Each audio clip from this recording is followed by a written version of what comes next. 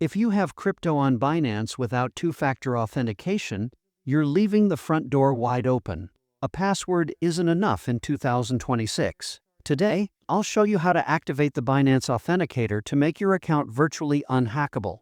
Log in and hover over your profile icon. Click on Security. This is your dashboard for all things protection. You'll see a section called Two-Factor Authentication or TWOFA. Look for the Authenticator app option and click Enable. Download the Google Authenticator or Binance Authenticator app on your phone. Open it, tap the pluses icon and select Scan a QR code. Point your phone at the screen. Instantly, a 6-digit code will appear that changes every 30 seconds. Stop. Before you click, next Binance will show you a backup key. Write this down on a piece of paper and hide it. If you lose your phone, this is the only way to get back into your account. Never save this in your email or as a screenshot.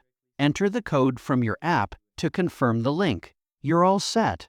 Now, even if someone steals your password, they can't get in without your physical phone. Stay safe and hit that subscribe button for more crypto security tips.